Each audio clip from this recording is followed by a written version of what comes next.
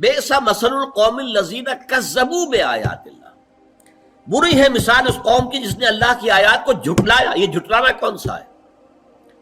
دیکھیے، جھٹلانا کسی شے کا دو طریقے سے ہوتا ہے، قولاً یا حالاً۔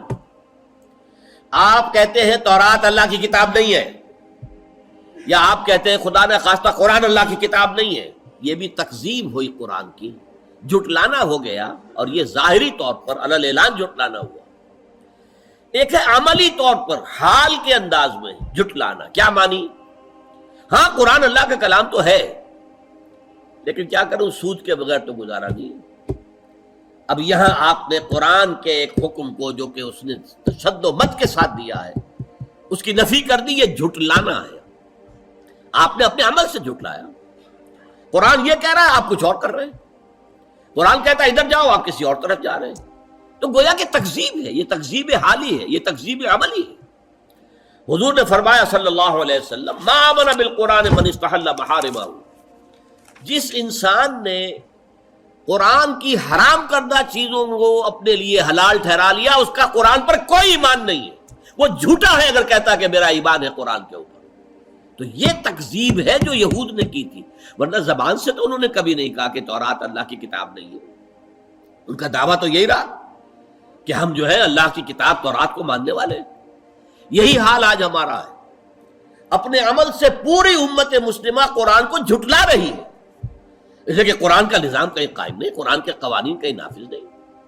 تو بئس مثل القوم الذین کذبوا بآیات اللہ، اور اس کے بعد فرمایا واللہ لا یہدی القوم الظالمین، اللہ ایسے ظالموں کو ہدایت نہیں دیتا۔ اس میں ہمیشہ میں نے اضافہ کیا، زبردستی ہدایت نہیں دیتا۔ ایک آدمی ظلم کر رہا ہے، غلطی پر ہے، لیکن یہ کہ اس کے اندر ابھی اگر مادہ باقی ہے کہ حق کو سمجھے اور قبول کرے تو اللہ اس کو ہدایت دے دے گا۔ اس کے معنی یہ نہیں ہے کہ کوئی ظالم ہو، مشرک ہو، کافر ہو تو اللہ اسے ہدایت نہیں دے گا، نہیں، زبردستی ہدایت نہیں دیتا۔ اللہ تعالیٰ نے دنیا بنائی ہے آزمائش کے لیے، انسان کو اختیار دے دیا ہے، اما شاکرا و اما کفورا، چاہے تم شکر گزار بندے بن کر رہو، چاہے ہمارا کفران نعمت کرو۔ بہرحال دنیا میں ہم نے تمہیں موقع دیا ہے، حرام کھاؤ یا حلال کھاؤ، تمہیں موقع دیا۔ فمن شاء فلیؤمن ومن شاء فلیکفر، جو چاہے ایمان لے آئے، جو چاہے کفر کرے۔ یہ نہیں ہے جو کفر کرے گا فوراً گردن دبا دی جائے گی، مار دیا جائے گا، ختم کر دیا جائے گا۔ آخر حضور کے مخالفین بدترین تھے کافر، ابو جہل ہو کوئی ہو، تو انہیں چھوٹ دی گئی کہ نہیں۔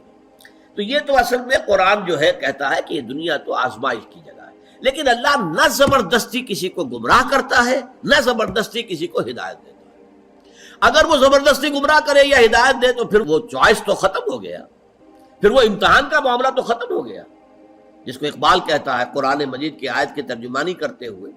قرآن کہتا ہے خلق الموت والحیات لیبلوکم ایکم احسن عملا، اس نے یہ موت و حیات کا سلسلہ اس لیے بنایا ہے کہ تمہیں آزمائے کہ کون ہے تم میں سے اچھے عمل کرنے والے۔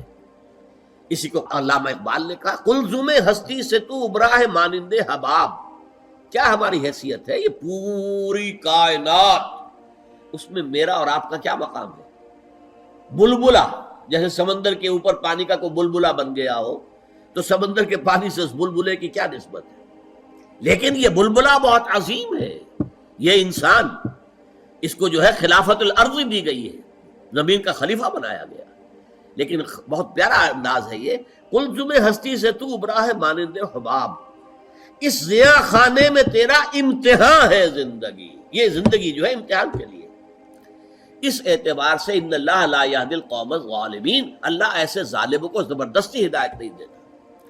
سورہ صف میں یہ مضمون 2 دفعہ آیا، واللہ لا یہدی القوم الفاسقین، ایسے فاسقوں کو اللہ زبردستی ہدایت نہیں دیتا۔ واللہ لا یہدی القوم الظالمین، اللہ ایسے ظالموں کو ہدایت نہیں دیتا زبردستی۔ یہاں پر دوسرا لفظ آیا ظالمین، اور اگلی سورت جو ہے سورہ منافقون، اس کے بعد ہمیں اسی کا مطالعہ کرنا ہے، اس میں ان اللہ لا یہدی القوم الفاسقین دوبارہ آیا۔